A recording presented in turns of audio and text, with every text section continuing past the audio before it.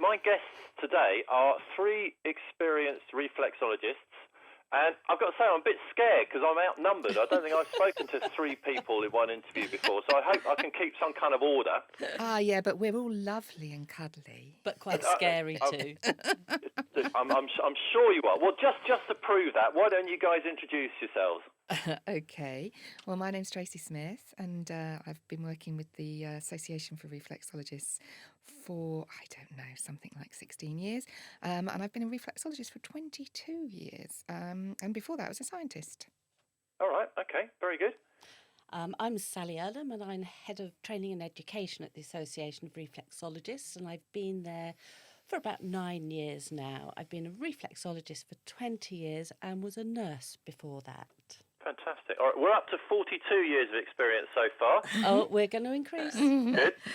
So I'm Helen Turia. I've been a reflexologist since 2007. And again, my background was in nursing prior to doing reflexology. And I've been a member of the Association of Reflexology since I was a student, and then been with them in various forms since that time, from area group leader to board to a staff member since this summer. So okay, right. Well, you made the maths a bit harder for me, but I reckon we got 54 years of experience of reflexology here. So this is the right place to be to discuss all things reflexology. Indeed. So, right, I'm going to get a very basic question to start off with. What is reflexology? And fight between yourselves who's going to answer. I'm going to take that one. So reflexology is a complementary therapy. Now, that was defined back in 2000 in the House of Lords report on science and technology. It means it's a therapy that can run alongside standard medical healthcare. So it's not an alternative therapy. It's very much a complementary therapy. And it's based on the theory that points in the hands and feet and face and ears as well, to some extent, are correspond with different parts of the body, and by working those points you can aid the body to relax and to improve various areas of itself by itself. And it helps very much with the stresses that life brings. It works very individually, so it works with the in a bespoke way, if you like, with the individual's problems. And the only way really to know if it works is to try it. Right, and presumably it works better on some people than others, like all sorts of medicine. Yes, indeed. And you know that. People often say, you have to be open to reflexology for it to work. That's not actually the case at all. I think your body just has to be welcoming to it. Whether your mind believes it's going to happen or not, or work or not, is not necessarily the case. Oh, that's interesting, because certainly that's the case with, drugs. If you take a pill for a headache, if you think it's going to work, it's got a much better chance of working, really. I mean, having that placebo effect obviously helps, but it's not necessary for the reflexology to actually work. But yes, we like to make the most of the placebo as well. Good. All right. So is it an ancient thing? Has this been around for thousands of years, or what's the history of it? Well, the modern Western reflexology was really only started in sort of 1920s by a chap called William Fitzgerald, who's really the father of reflexology. But for thousands of years before, it's been done in China. But of course, a lot of the Chinese practices were quite almost not secret, but they were handed down through families. It wasn't necessarily written down. And it works sort of similarly to acupuncture in a way, in as much as there are energy pathways through the body. So China, Far East, it's been done for a lot longer than it has over in the West. William Fitzgerald was an American ENT surgeon, to be precise. Okay, so he was a man of science, if you like. He was, he was a doctor.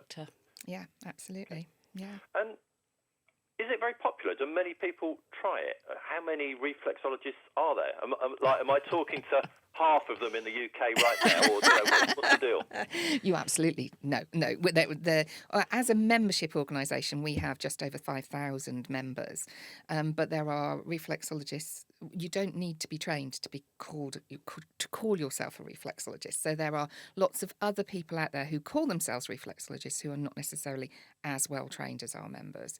But it was estimated some 20 years ago, there were 35,000 at the time, though. However, Just that in was the UK, you're talking. that was just in the UK, but that was when it was at its height. I think since the recession, etc., numbers have probably dropped a little bit since then. All right. So this 5,000 members of the association, that they're in the UK, are they? Yes, they are. Well, There's mostly. there's a few international, Yeah. but certainly a coverage over the whole of the UK. Yeah. And what do you have to do to become a member of your organisation? What are the qualifications that you need to show?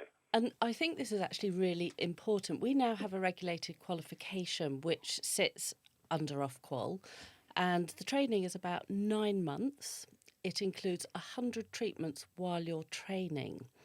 And we will only accept people who hold the regulated qualification or equivalent, because that's only been available for the last sort of 6-7 years. But as Tracy said earlier, you can call yourself a reflexologist if you've done an online course, which is why it's so important to come to a professional body where we have this regulated qualification, which you can ensure that all the national occupational standards have been covered and the core curriculum. So we do have quite a high bar, and we will not accept anybody who hasn't been what we would consider adequately trained. Right. So if you're looking for a reflexologist, go to the list or check if your reflexologist Yeah, is there's part a of this Find a group. Reflexologist search, and you literally go onto the AoR website, put in your postcode, and up should pop lots of names. And I think the other thing to state is it's not just the training that you receive to qualify as a reflexologist, it's the ongoing way that you practice. So our members follow a code of professional conduct. They are all insured, and they all have to do continuous professional development, which they have to declare when they renew their insurance to say that, yes, they have done their minimum 20 hours. So you then know that the reflexologist that you're seeing, who bears the initials MAR or FMAR, is not only well trained, but also keeps themselves up to date. Current. And they also get support. The other thing about our membership organisation is that we have us, i.e. the three of us plus one other, in the office all of the time. So all of the office hours anyway. And we are there to help them should they have any problems, which most other membership organisations are simply not able to do. Okay, all right. Let's go back to the mechanics of the actual reflexology. Mm-hmm. Right, so you mentioned it works from different areas, the feet or the hands or the ears or whatever, corresponding to other parts of the body. Yeah. How are they connected? Is it nerves or blood or what? What's the deal? It's not been tested, to be honest with you. It's almost definitely nerve. There are almost definitely. Doesn't sound terribly scientific to me. Well, the problem is that there are very few research projects on reflexology at all.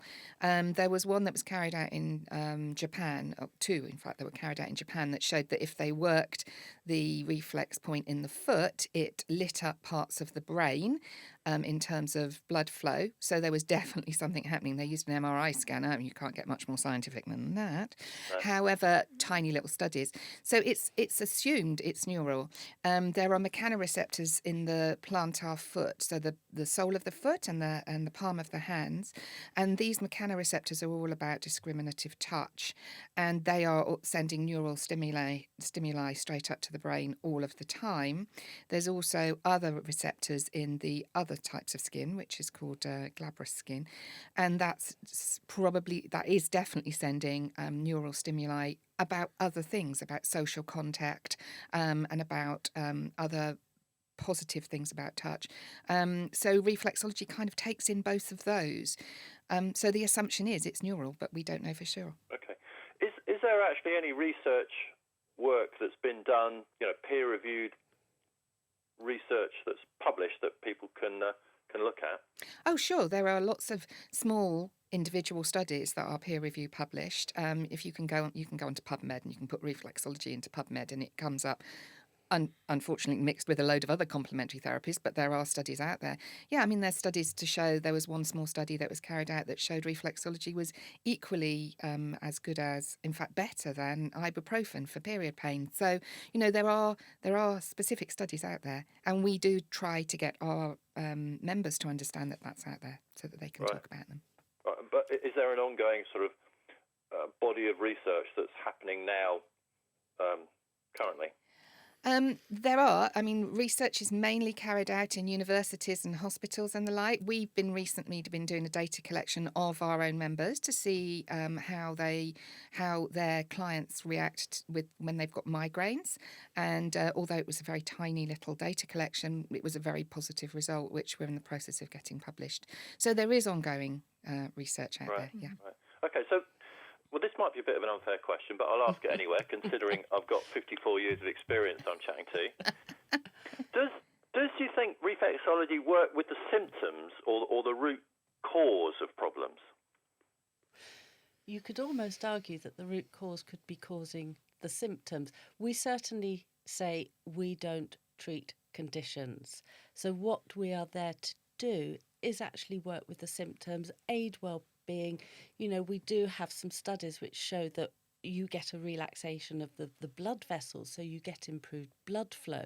So it's about well-being, it is about the symptoms, but the body will do what it needs to and hopefully help the root cause. But we absolutely do not treat conditions, we do not diagnose. Right. I suppose what led me to ask that question is if I get a foot rub or a hand rub, actually I feel better, whatever. It's just nice.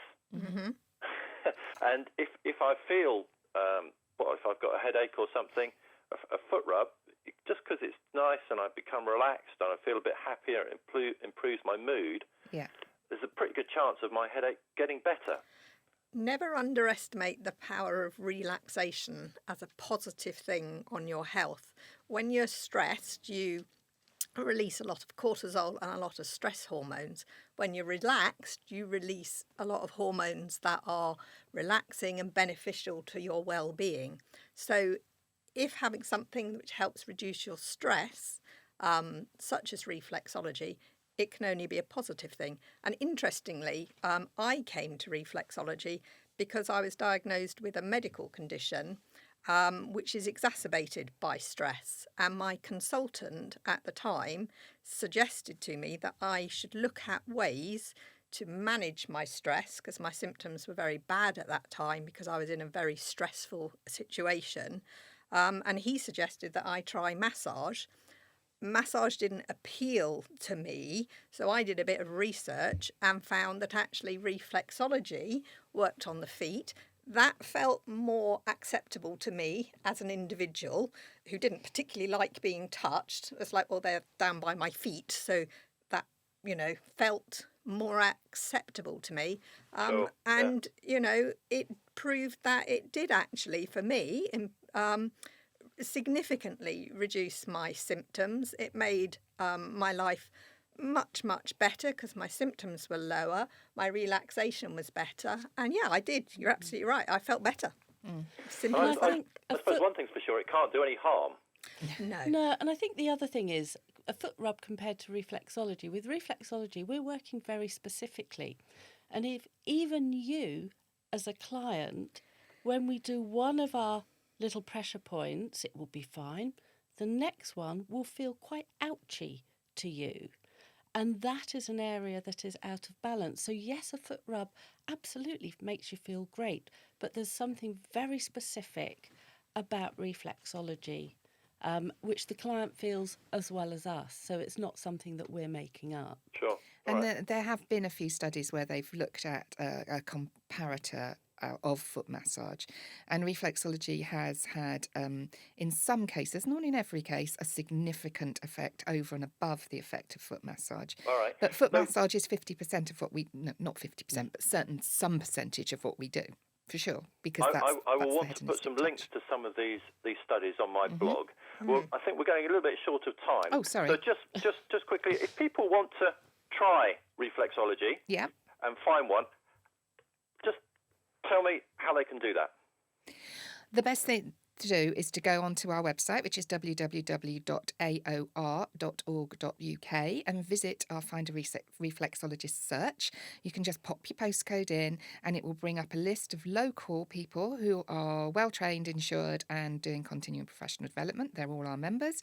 And then ring round and find one that you like, because it's really important that you like your therapist. All right, yes, that sounds like very good advice. So, Tracy, Helen and Sally, thank you very much for chatting and bringing your 54 years of experience to the show. You're very welcome. much. Thanks for inviting us.